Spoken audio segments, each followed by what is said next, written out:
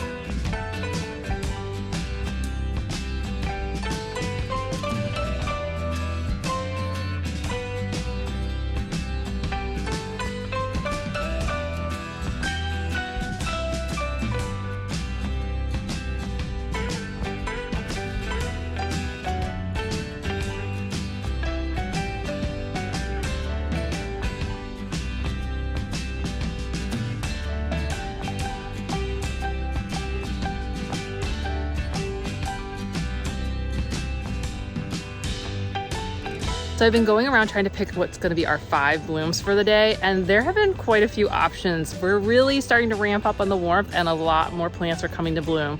So I tried to pick ones that, I don't know, they kind of been blooming the entire month because I know that this is going to come out late in the month. So as you think about some spots, these might be ones you want to consider, and all of these are going to work into March also. So first up we have beach mist flower. This is not your blue mist flower, this is beach mist flower. This is an endangered species that comes out of the Keys, and it has really taken off, especially once I cut back this fire bush right here and opened up the light in the area. It does not like full sun, but it does like partial sun, partial shade. And one of the things I love about this one, I mean, look at these flowers. Look at that color that they have.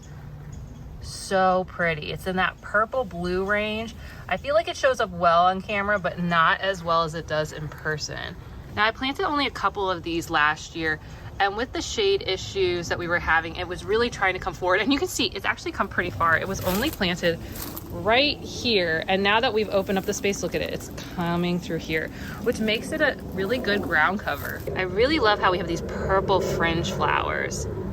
They are gorgeous. This is something that pollinators, bees, butterflies, and I know I didn't catch it on camera, but as I walked over, I was scared off a Gulf fritillary from hanging out over here, plus a couple skippers.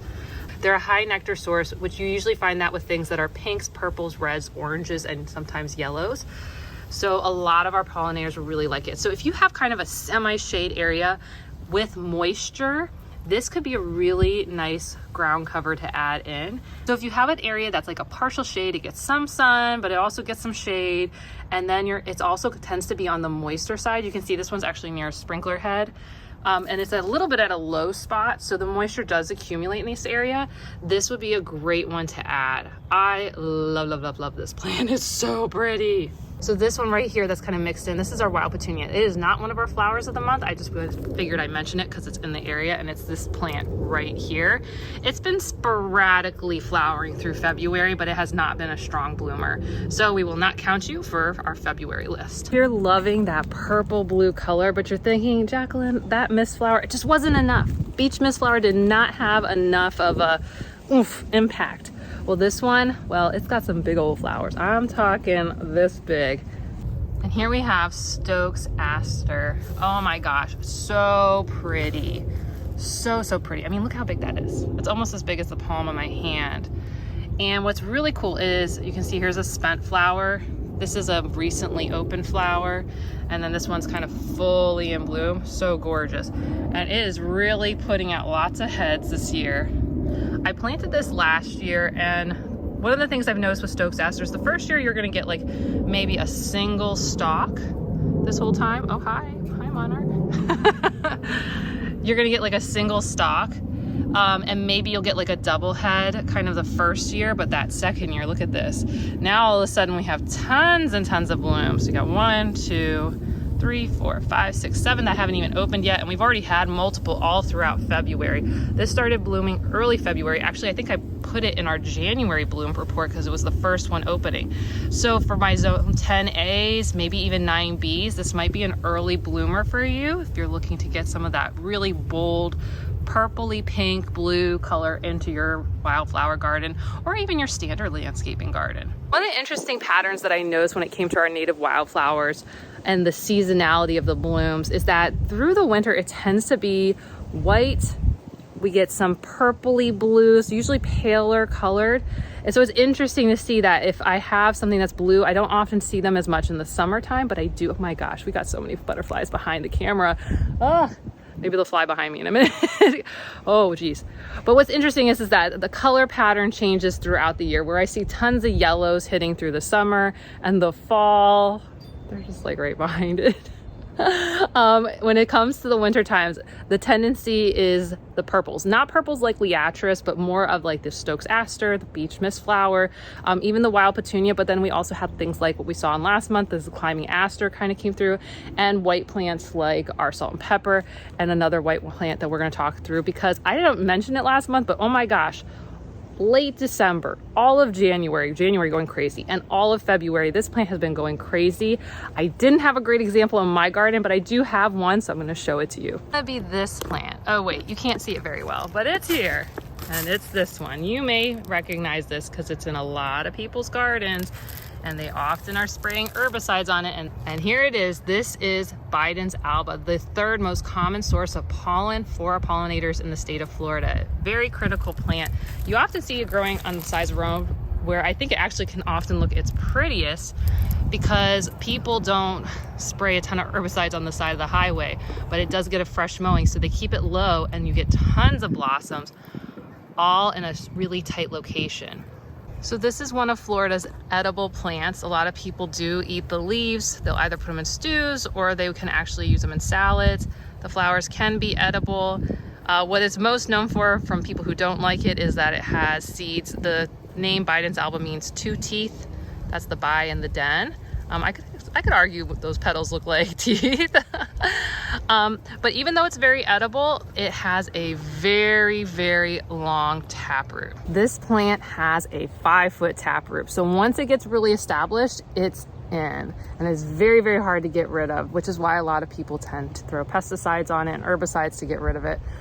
The other thing is that it puts out a ton of seeds. So if you have like an open field area that you want to put it in, it'll be great at reseeding itself. It'll be great at throwing out tons and tons of blooms.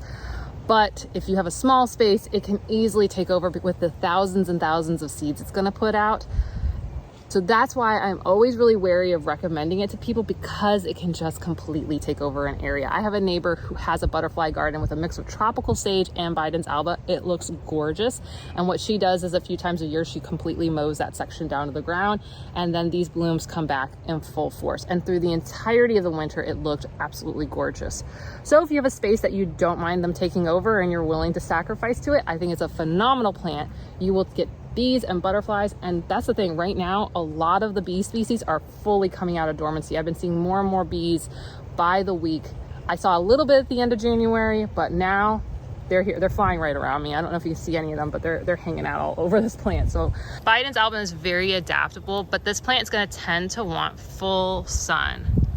It can stay as a low ground cover where you can have it, 6 inches to a foot, or you can see right here it has grown almost 2 to 3 feet tall and is putting out the flowers much more dispersed. Now, one of the challenges for our native wildflowers and some of the blooms that they're going to put out is that people are using herbicides. And I understand, right? Because there's a bunch of weeds, especially exotic weeds, that once they get in, oh, it's so hard to get them out. But one of the ways you can get around that is by using one of our natural ground covers. And the next two blooms I'm going to show you are both natural ground covers. And this one right here, you may say, where is it? Here it is. This is creeping sage, this whole patch here. You can keep it at like a 6-inch area. And what is great about this plant is it tends to like to be in shadier spots. So for those of you who are wanting to get a nice ground cover, it is a really good one. So let me back up so you can see it a little bit better.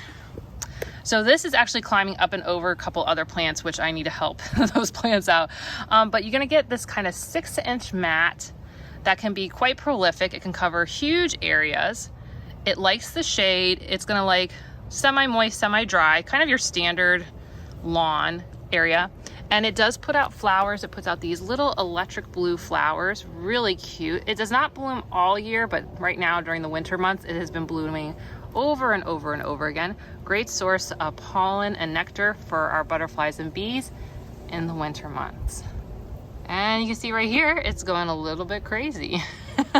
Most people who have it just edge it on some frequency every just couple of months. And if you want to, you could just take a weed whacker to the top if you want to kind of keep a little bit more even. The area that tends to be on the moister side, I completely recommend this one. And this is brown savory. You can see it's got all these gorgeous little blooms. And what was interesting is even though during the winter months, it continued to expand and grow. During the hottest month, it was actually pretty tight and was having trouble spreading. But once we cooled down a bit, this one has taken off and has provided a really nice mat behind this pine tree. This area was always challenged by the pine tree, blocking it and shading it. Plus there was some pretty direct sprinkler action, which is why it tends to stay pretty moist. So if you have an area that is semi-shade to shade, but you can see there are areas where it's getting almost full sun and it's able to handle it, though it's not going to be its favorite. And you can see we even have some bees coming and hanging out on these. So instead of worrying about trying to spray out an area, what you want to do is get one of these ground covers where you create a really dense mat and just block them. And then what you can do is when you get a little bit of a plant coming up and through, it's much easier to pull out, because it's already been challenged by your ground cover. And I know I said I was gonna only give you 5, but I'm gonna give you one more for those shady areas. And that is rouge plant. This one in February really took off. It grew throughout the entirety of the winter, but really it has turned a corner when it comes to blossoming. You can see we have these very small pink flowers that are kind of on what look like lizard tails. I think they're adorable and cute. These are really important to our migratory birds because these are going to quickly turn into very tiny berries. These are going to turn into berries that you'll often see things like sparrows and finches on. All those little birds love, love, love to eat this one. And just watching it grow in my own garden, it definitely wants to be in much shadier areas and has been doing great in the semi-shades. I'm catching it at the time of day when we actually have a lot of sun on them, but most of the day this area is pretty shaded. I hope you enjoyed learning about some of the fabulous February blooms that you can add to your Florida garden. And if you want to stay on track of what to plant and when to plant it so that you have native blooms all year round, go ahead and check out the Wild Floridian Garden Planner at www.wildfloridian.net/planner. And if you want to see what was blooming last month, check out January's bloom report. And YouTube thinks you want to watch this. Okay, I'll see you soon. Bye.